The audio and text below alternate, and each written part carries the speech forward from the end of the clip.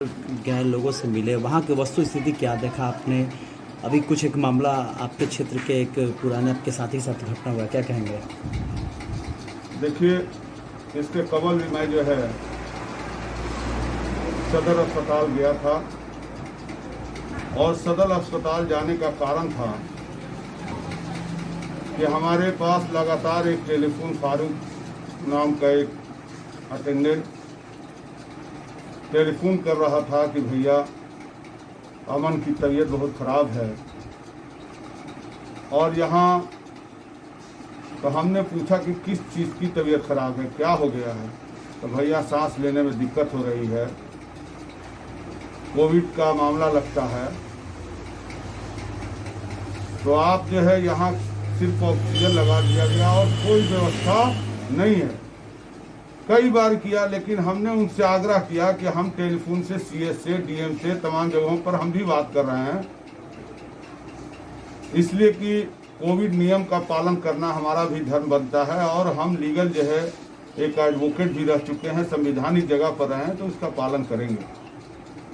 लेकिन उस बच्चे की वेदना और पीड़ा सुनने के बाद मैं सदर अस्पताल जाने का काम किया। और जब सदर अस्पताल में जब पहुंचते हैं तो बच्चा या अन्य जो पेशेंट थे उनकी स्थिति को देखने के बाद ऐसा लग रहा था कि वो अस्पताल नहीं है,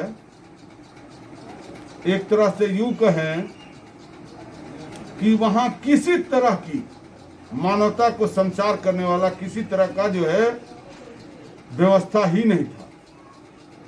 एक छोटे से इमरजेंसी वार्ड में धूप में कोविड पेशेंट है और वहीं एक पठानपुर का आदमी एक्सीडेंटल डेथ था, एक्सीडेंटल मामला था, वो भी वहीं रखा हुआ है। अन्य तरह के जो पेशेंट है वो भी वहीं रखे हुए हैं और ऑक्सीजन सचमुच में ऑक्सीजन लगाकर वहां ऑपरेट करने वाला ना कोई नर्स है ना कोई कंपाउंडर है। वही गरीब बेचारा जो कुछ नहीं जानता है, वेंटिलेटर क्या होता है, ऑक्सीजन क्या होता है, कैसे मैनिपुलेट किया जाता है, कैसे चलाया जाता है, ऑपरेट किया जाता है, वो अपने कुछ कर रहा है। और उसी में वो लड़का का हम सीएस से जब लगातार वहां पर से टेलीफोन करते रहे, नहीं उठाया। लगभग 9-10 बज रहा था दिन, 9 बज के कुछ मिनट पर मैं पहुंचा था। उसके बाद डीएस को किए, सीएस को किए, डीएम को मैसेज दिया और उस लड़के के पीड़ा के लिए लगातार तब हमने डीएम को कहा, डीएम साहब कहे कि हम तुरंत उसकी व्यवस्था कराते हैं। अब पता नहीं कौन सी व्यवस्था हुई, वो बच्चा जो है अंतोगत्वा जो है उसकी मृत्यु हो जाती है। मेरे इसी गांव का था। उस दिन हम तमाम लोग बर्माहत थे, लेकिन आपके सामने आज हम इसलिए फेसबुक लाइव पर आए कि मुझे शौक नहीं है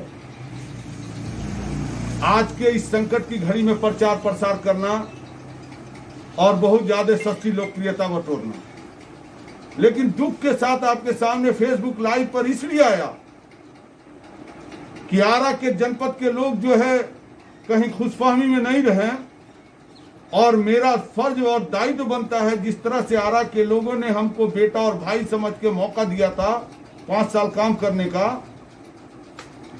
आज मैं पद पर रहूं या ना रहूं, मैंने संकल्प लिया था राजनीतिक जीवन में आने के बाद नौकरी छोड़कर कि हमेशा सेवा भाव से काम करेंगे और ईमानदारी पूर्वक काम करेंगे, और जब तक सदन में रहे तब तक ये काम किया हमने। लेकिन कल रात की जो वेदना है, मैं फास्टिंग से था।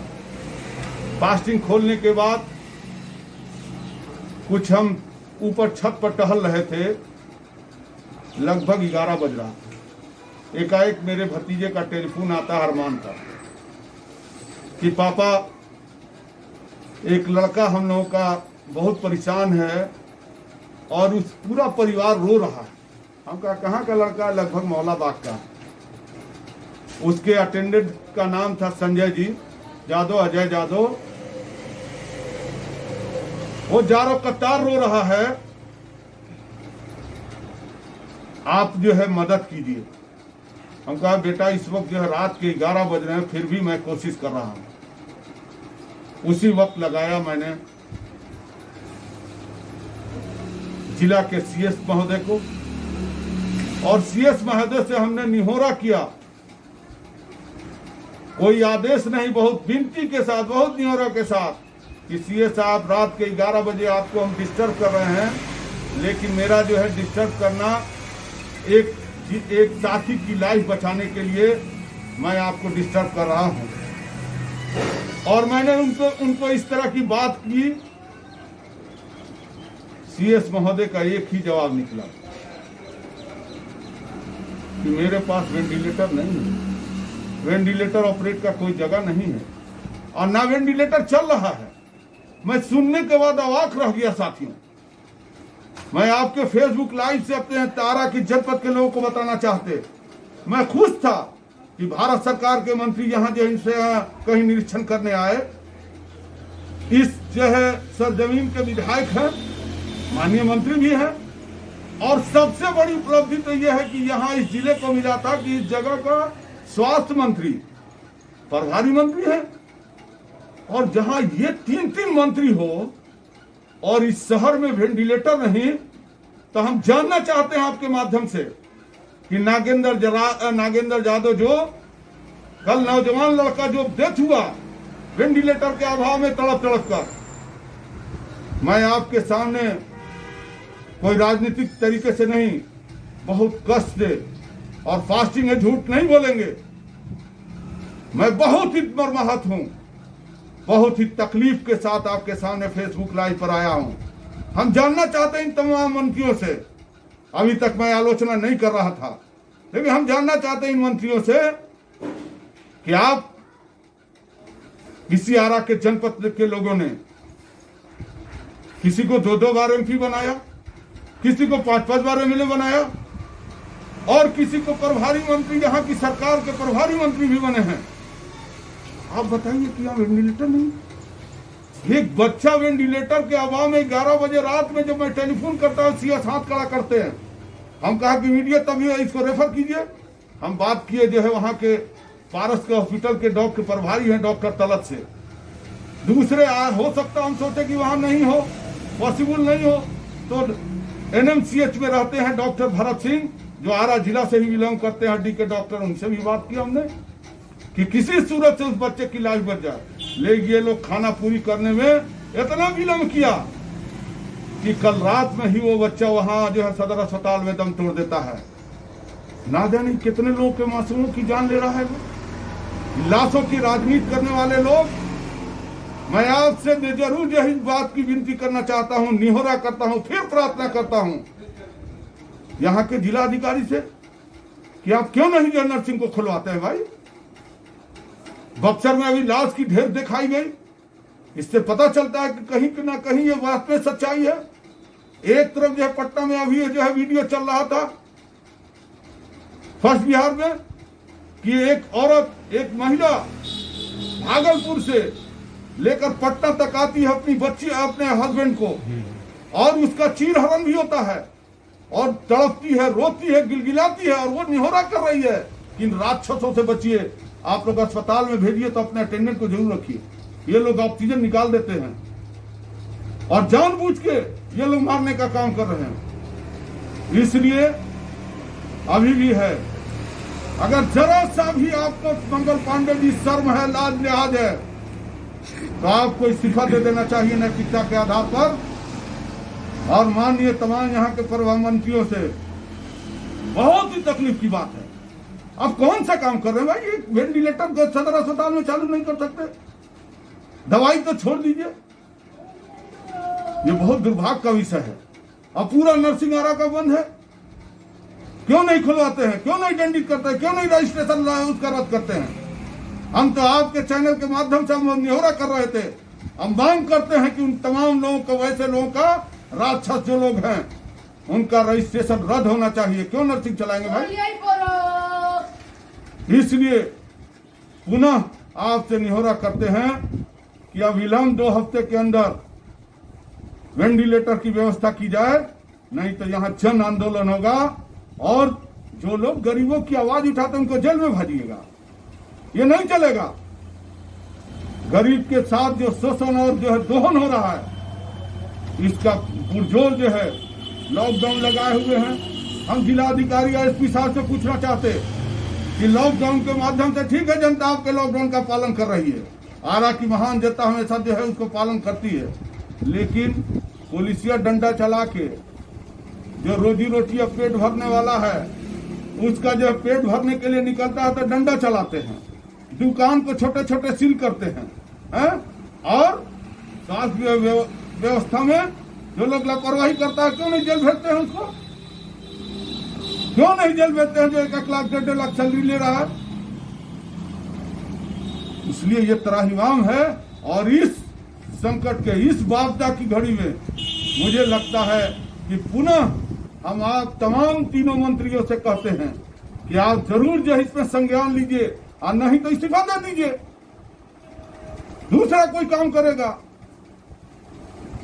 और जिला अधिकारी महोदय आप जरूर जो इस मामले में एक्टिव हैं, लेकिन कम से कम सब चीज से ऊपर उठिए। भगवान के नाम पर आप जो है इस शहर को बचा लीजिए। बहुत पीड़ा हो रही है। हम 2 आदमी की मौत को जो है नजदीक से जब देखा है तो हमने जो है ऐसे लाखों लोग जो है उनकी माँ बहनों की जो है गोदे सुनी हो रही हैं। सुहाग किसी का मिट रहा है, आप लोग एसी में बैठ के राज भोग रहे हैं। यहाँ के हम तमाम जनप्रतिनिधियों से कहते हैं जो लोग जाकर अस्पताल में डेरा डालो कर रहे हैं, वो काम नहीं करना है। या मंत्री का घेराव करो घर का, मुख्यमंत्री के सामने हम सब बैठो। जब मंत्री जो है आवाज से नहीं निकलेगा, इस तरह का गंदा काम खेल हो रहा है, वेंटिलेटर नहीं। ऐसे लोगों के पास जरूर ऐसे लोगों के खिलाफ आंदोलन होना चाहिए। और मैं पुनः मांग करता हूं कि जल्दी से जल्दी आरा में जो है सदर अस्पताल में वेंटिलेटर जो है चालू हो, ताकि आने वाले कोई युवा, आने वाली जो कोई पीढ़ी है, किसी की माँ का, किसी के बाप का, किसी के बेटे का सुहाग सुना नहीं। सर आपने कहा वेंटिलेटर तो बहुत पहले से ही सदर अस्पताल में, उसे चलाने के लिए डॉक्टर नहीं है। और इसके लिए कई बार मीटिंग भी हुआ। इससे पहले आप भी विधायक रह चुके हैं। 2014 से वेंटिलेटर आया हुआ सदर अस्पताल में, लेकिन आज तक वो चालू नहीं हुआ। केवल एक ही बात सुनने में आता है कि उसको चलाने के लिए ऑपरेटर नहीं है। हम लोग जब से हैं लगातार ये बात को सदन से लेकर, यही मंगल पांडे जी हैं, अगर सामने यहाँ जाए इंटरव्यू के सामने तो हम उनसे पूछना चाहते हैं कि सदन के प्रीमिसेस में इनसे हमने मांग किया था कि यहाँ न्यूरो सर्जन नहीं है, न्यूरो फिजिशियन नहीं है, बच्चा डॉक्टर नहीं है, परसों वार्ड में डॉक्टर नहीं है, आप डॉक्टर दे दीजिए। रोज एक्सीडेंट होता है और लोग एक्सीडेंट के अभाव में, यहाँ डॉक्टर के अभाव में सर्जन नहीं है, न्यूरो सर्जन घुमा फिरा के विकास जी बेचारे मदद करते हैं, लेकिन न्यूरो सर्जन नहीं रहने से लोग रेफर होते हैं, रास्ते में दम तोड़ देता। वेंटिलेटर के बारे में आप मीटिंग करते हैं, हम लोग सुझाव दिए कि इसको जल्द से जल्द बहाली कीजिए। अब डॉक्टर की बहाली नहीं की, नर्स की बहाली नहीं की, वेंटिलेटर ऑपरेट की बहाली नहीं की, तो हुई भी रिस्पॉन्स है। सरकार में तो आप है और आज भी नहीं करते हैं। यहाँ का प्रभारी मंत्री होकर नहीं करता तो डूब मरना चाहिए। जिससे जिले में जब वेंटिलेटर ऑपरेटर का आदमी नहीं जब मारा, ऐसा गंदा काम खेल होता है। इसलिए इस मामले में आप तमाम मीडिया के साथियों से कहते हैं कि आप इसको पुरजोर तरीके से उठाइए। ये पूरे आरा के जनपद का और पूरे बिहार का मामला है। ये लोग जो है सिर्फ खाना पूरी कर रहे हैं। सर एक बात बताइए, सदर अस्पताल का कोई पहली घटना नहीं है इस तरीके का। आए दिन इस तरीके का चीज़ देखने को मिलता है। जब पिछले बार कोरोना का संक्रमण फैला तो धीरे धीरे कुछ व्यवस्था हुई, फिर उससे हटाया गया। आज की स्थिति आपने भी देखा होगा, लगातार आप सदर अस्पताल 2-3 बार गए, वहाँ की वस्तु स्थिति सामने है। उसके बावजूद भी कुछ आपको परिवर्तन नजर आता है? सर परिवर्तन नजर कब आएगा? जब सरकार की नीयत होगी तब। यहाँ तो हम बता तो रहे कि हम सदन के मेंबर थे। आप मेरा बात को मत लीजिए। सदन की प्रोसीडिंग होती है। सदन में जो हमने जो बातों को रखा है, या मेरे सामने मेरे पास लिखित 10-10 मामले हैं जो लेटर दिए हमने, वो भी आपको कभी उपलब्ध करा देंगे। हम लोग लगातार सदर के इमरजेंसी वार्ड का जीर्णोद्धार करना। कहीं दुनिया में ऐसा नहीं है कि इमरजेंसी वार्ड फर्स्ट लाइन में नहीं होता है, पीछे साइड में है और पानी में डूबा रहता है। हम उसके जीर्णोद्धार के लिए यहाँ का संजय कुमार डीएम रह चुके थे, वो सेक्रेटरी थे, उसका एस्टीमेट बना, उसका प्रोसेस में दिख गया और उसके बाद हुआ कि इसका जीर्णोद्धार होगा। ये मुख्यमंत्री की 30/1/2017 की बैठक में समीक्षा बैठक होता है और वहां सेक्रेटरी को आदेश मिलता है, लेकिन आज तक वो काम नहीं हुआ। ये इस तरह का मैंने हमको तो लगता है कि मंगल पांडे जी को काहे के लिए रखा गया है भाई? ये तो दिन भर संगठन बूथ कमेटी बनाते चल रहे हैं, इसको विभाग से कोई मतलब है क्या?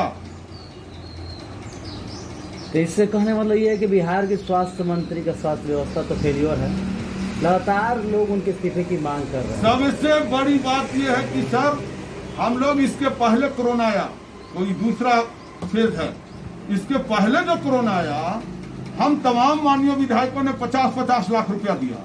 उस पैसे का क्या हुआ? हम जानना चाहते हैं सरकार से, मंत्री से, कि जो आपने स्वास्थ्य जो है कोष बनाया, उसमें हम लोग का 50 लाख रुपया लिया, माननीय तमाम विधायकों का, सिर्फ आरा में 7 विधायक, तो 7 विधायक का पैसे का कहां गया? हॉस्पिटल में पैसा आया? इसीलिए इस बार हमने जो अपने नेता को कहा है और तमाम जगहों को माननीय विधायकों, कोई भी अपना फंड ये जो है मुख्यमंत्री राहत कोष में नहीं देना चाहिए, बल्कि वो फंड स्वयं अपने जिले के सदर अस्पताल में या पीएचसी में जहां भी खर्च करना करो, ताकि वो कम से कम 3 करोड़ रुपया 3 करोड़ रुपया लगेगा तो सदर अस्पताल में कुछ देखने को मिलेगा। अब पता नहीं इस बार जो है यहाँ के तमाम माननीय लोग जो कर रहे हैं कि नहीं। सबसे बड़ा यहाँ तो बड़ी बात हुई है कि यहाँ के स्थानीय विधायक मंत्री बन गए और स्वास्थ्य मंत्री के बगल में बैठते हैं। अब उसके बाद भी यहाँ वेंटिलेटर नहीं चालू होगा तो कब होगा ये बताइए? यहाँ का प्रभारी मंत्री को घसीटते हुए लाना चाहिए आराम में कि चलो नीचे करो। एक बार भी समीक्षा बैठक किया यहाँ? प्रभारी मंत्री बनने के बाद तुरंत उसको समीक्षा उनको करना चाहिए यहाँ किए कि क्या क्या चीज कमी है, कभी निरीक्षण किए?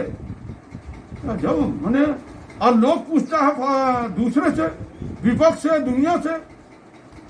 मेरा मानना है कि आप जो है इस पद पर यहाँ के प्रभारी मंत्री, आप क्या कर रहे हैं भाई? कौन सा काम कर रहे हैं? डॉक्टर नहीं आप नियुक्त करा सकते, नर्स नहीं नियुक्त करा सकते, हॉस्पिटल का जीर्णोद्धार नहीं करा सकते, तो आपको पद पर 1 सेकंड भी रहने का अधिकार नहीं है।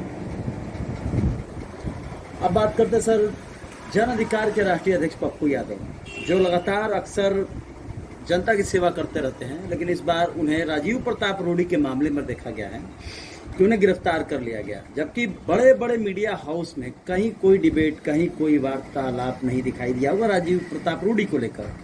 तो ऐसे में क्या लगता है कि राजीव प्रताप रूडी जो एम्बुलेंस की जो घटना हुआ था, उसके बाद पप्पू यादव को पूरा टारगेट किया गया और गिरफ्तार हो चुके हैं। 14 दिन का उन्हें न्यायिक हिरासत में लिया गया। उधर पप्पू यादव ने कहा कि तेजस्वी को अब सड़कों पर आना चाहिए, क्या कहेंगे?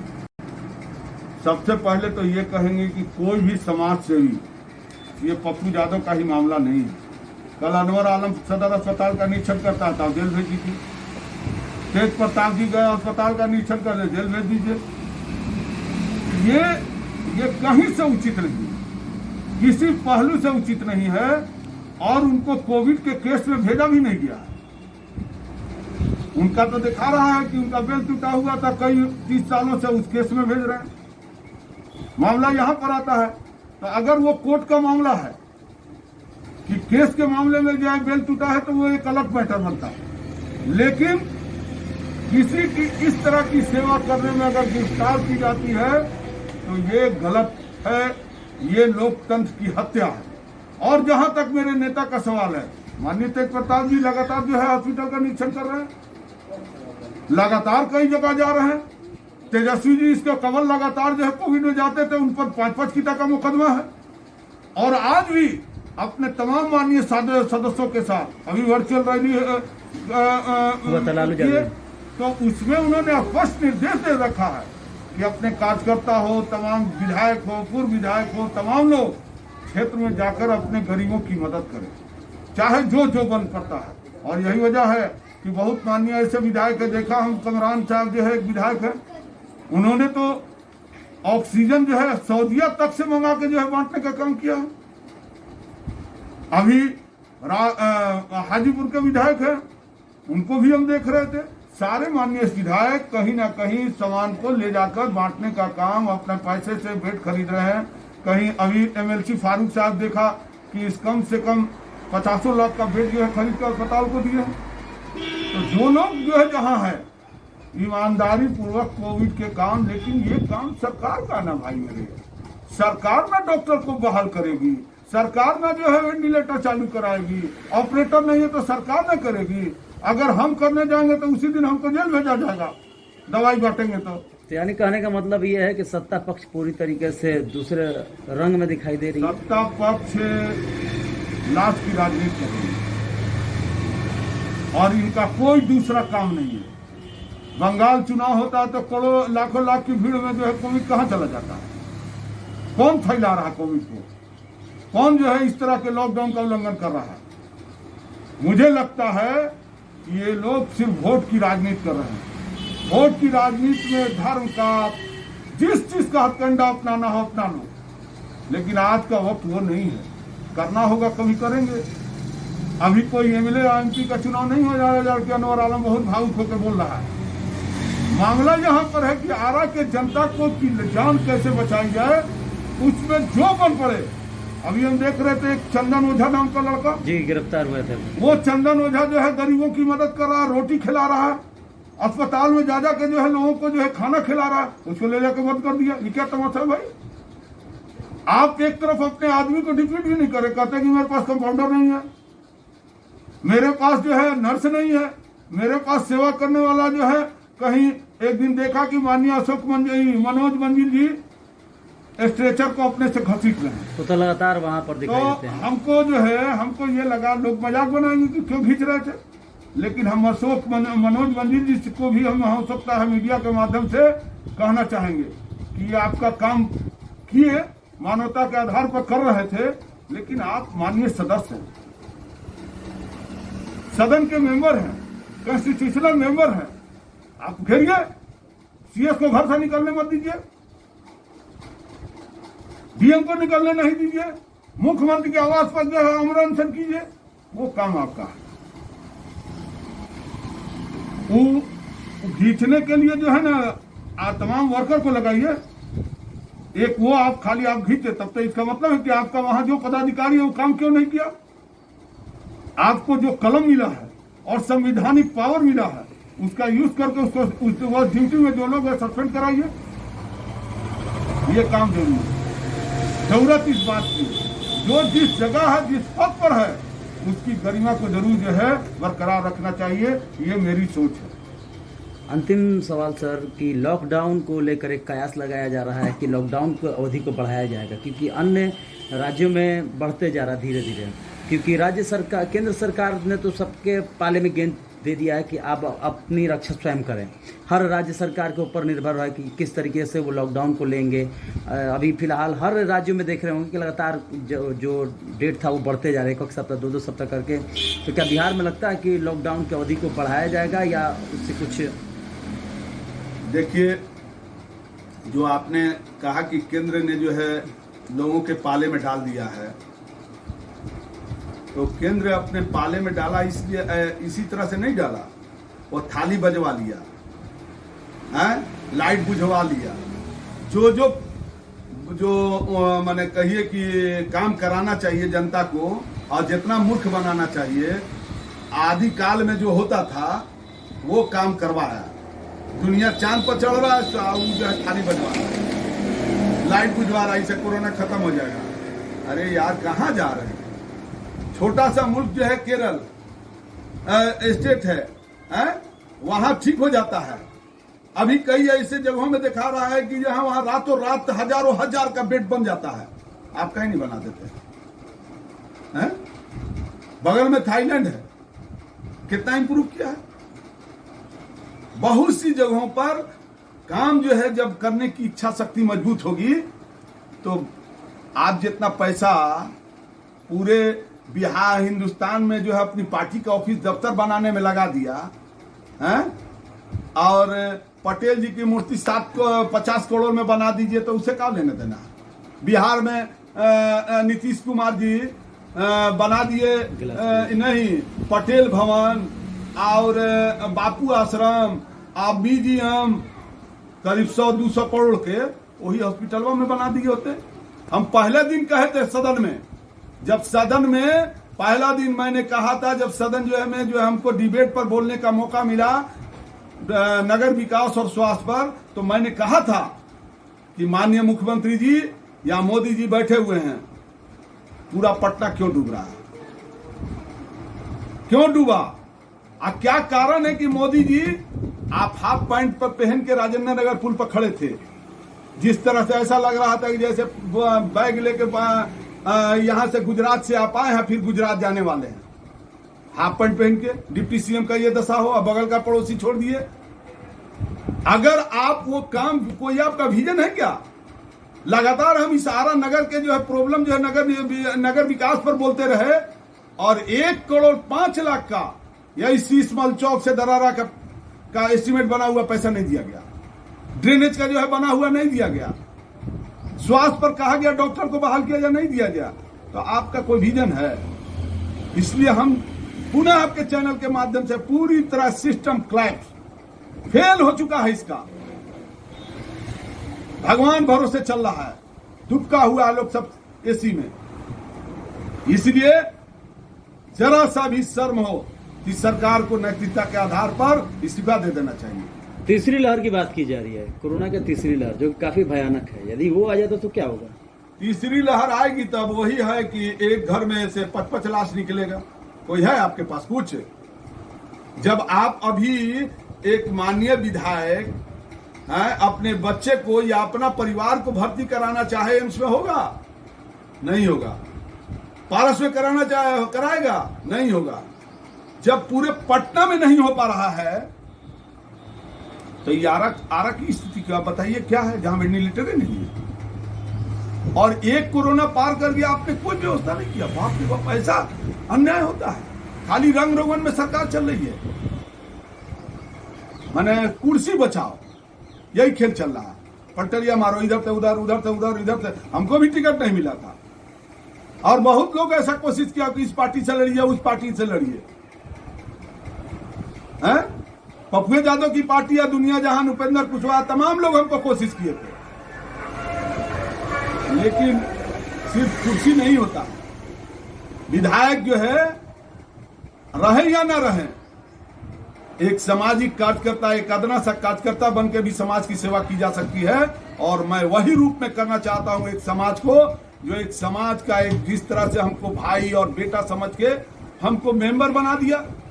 हम तो एक छोटे मोटे किसान के बेटे थे, और पूरी ईमानदारी के साथ मैं अपनी पूरी निष्ठा के साथ आरा के जनपद के 5 सालों में एक एक बिंदु को छूने का काम किया है। सदन में विधायक का भूमिका क्या होना चाहिए?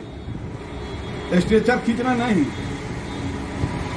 सदन में भूमिका है विधायक की कि अपने जिस पहलू की समीक्षा बैठक में जाओ, अपनी आवाज, जनता की आवाज, जो आरा के जनपद की आवाज हो, चाहे शिक्षा का हो, स्वास्थ्य का हो, चाहे नगर निगम का हो, चाहे लॉ एंड ऑर्डर का मामला हो, पुरजोर तरीके से उठाने का काम करो।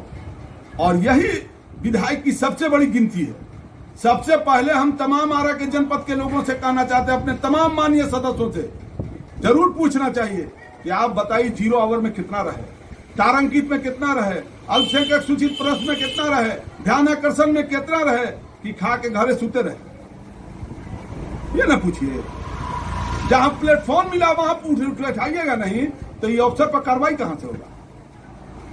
जो संविधान का जो है 4 प्रियम्बुल है, संविधान का, आपको जिस तरह से जो पत्रकारिता है, कार्यपालिका है, न्यायपालिका है, संविधानिक तरीके से आपको विधायिका है। विधायिका का काम होता है जो जन समस्या हो, उस समस्याओं को सदन के पटल पर रख देना, उस फोरम पर रखना। आप उस पर न रखिए। डीएम साहब हमारी बात नहीं सुनेंगे तो डीएम साहब को हम सुनाने के लिए मेरा फोरम बजा हुआ है। विशेषाधिकार हनन का मामला है, चाहे सीएस हो, चाहे डीएम हो, चाहे कोई भी पदाधिकारी हो, एक विधायक को अपमानित करेगा तो उसके लिए बना हुआ विशेषाधिकार आनंद का, वहां बुलाएंगे। इसलिए जरूरत इस बात की है अपने कर्तव्य का निर्वाह करने का, जो जहां हो। आज जरूरत इस बात की है भाई मेरे कि कर्तव्य का हम लोग निर्वाह करें। बहुत संकट की घड़ी से गुजर रहे हैं, इसलिए पुनः तमाम आरा के जनता के लोगों को, पत्रकार साथियों को अपनी ओर से और पूरे आरा के जनपद की तरफ से, कल तो ईद का दिन है जरूर, लेकिन हम ईद नहीं मनाएंगे। इसलिए नहीं मनाएंगे कि लाशों की ढेर लगी हुई है, रोज किसी घर के में मैयत हो रहा है, कैसे पर्व मनाया जाएगा। हम लोग घर में नमाज पढ़ेंगे जो अदा करने का तरीका है, और उसके बाद घर में रहेंगे। हो सकता है कि ऐसे मौके पर हमसे कुछ सेवा का भाव से कोई काम देने का मौका हो, कहीं किसी की जान बचाना हो, वो काम निश्चित रूप से दिन भर करेंगे। यही मेरा संकल्प है।